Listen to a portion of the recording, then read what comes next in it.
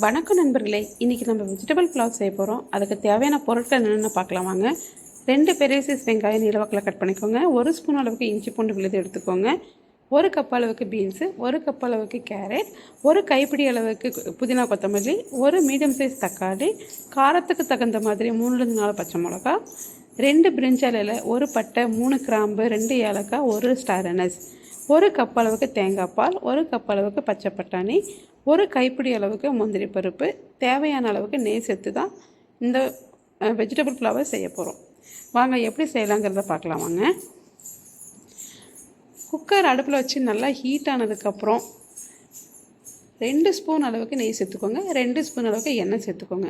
எண்ணெயும் நெய்யும் நல்லா ஹீட் ஆகிட்டு வந்ததுக்கப்புறம் 2 பிரிஞ்சால் இலை, 1 ஸ்டார் அனஸ், 3 கிராம்பு, 1 பட்டை, 2 ஏலக்காய் சேர்த்து நல்லா பொரிய விட்டுருங்க. ஒரு 10-15 மிளகு சேர்த்துக்கோங்க. 1 கைப்பிடி அளவுக்கு முந்திரி பருப்பையும் சேர்த்து நல்லா வதக்கி விட்டுருங்க. பொன்னிறமாக வதக்கி விட்டுருங்க. அதுக்கப்புறம் கட் பண்ணி வச்சுருக்கிற வெங்காயத்தையும் சேர்த்து நல்லா பொன்னிறமாக வதக்கி விட்டுருங்க. இதெல்லாம் வதங்கினதுக்கப்புறம் கட் பண்ணி வச்சுருக்கிற பச்சை மிளகா சேர்த்துக்கலாம்.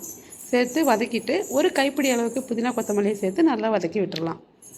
இந்த பொருட்கள் எல்லாமே வதங்கினதுக்கப்புறம் தான் நம்ம இஞ்சி பூண்டு விழுதை சேர்க்க போகிறோம்.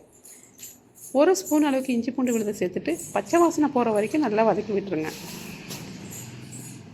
நல்லா வதங்கினதுக்கப்புறம் இப்போ நம்ம என்ன பண்ண போகிறோம், ஒரு மீடியம் சைஸ் தக்காளி கட் பண்ணி வச்சுருக்கோம் இல்லையா, அதையும் இது கூட சேர்த்து ஆட் பண்ணிக்க போகிறோம். மீடியம் சைஸ் தக்காளியை போட்டுட்டு நல்லா வதக்கி விட்டுருங்க. இதெல்லாம் வதங்கினதுக்கப்புறம் 1 கப் அளவுக்கு பச்சை பட்டாணி நம்ம எடுத்து வச்சுருக்கோம்ல, அதை சேர்த்து 1 நிமிஷம் வரைக்கும் நல்லா பொன்னிறமாக வதங்க விட்டுறணும். எண்ணெயிலே நல்லா வதங்கிட்டோம். நல்லா வதங்கி வந்ததுக்கப்புறம் 1 கப் அளவுக்கு கேரட்டு, 1 கப் அளவுக்கு பீன்ஸை சேர்த்து இதுவும் 1 நிமிஷம் நல்லா வதக்கி விட்டுற போகிறோம். இது எல்லாமே வதங்கினதுக்கப்புறம் நம்ம என்ன பண்ண போகிறோம்னா, 1 கப் அளவுக்கு தேங்காய் பால், சாப்பாட்டுக்கு தேவையான தண்ணி சேர்த்து நல்லா கொதிக்க விட போகிறோம். ஒரு கொதி வந்ததுக்கப்புறம் தான் அரிசியை சேர்த்து ஒரு கொதி விட்டு உப்பு எல்லாத்தையும் பார்த்துட்டு குக்கர் மூடியை போட்டு மூடிட்டு வெந்ததுக்கப்புறம் ஒரு விசில் இல்லை 2 விசில் உங்கள் அரிசிக்கு தகுந்த மாதிரி விசில் விட்டுட்டு நீங்கள் ஓப்பன் பண்ணிங்கன்னா சூப்பரான சுவையான அற்புதமான வெஜிடபிள் புலாவ் ரெடி ஆகிடும். இவ்வளோதாங்க.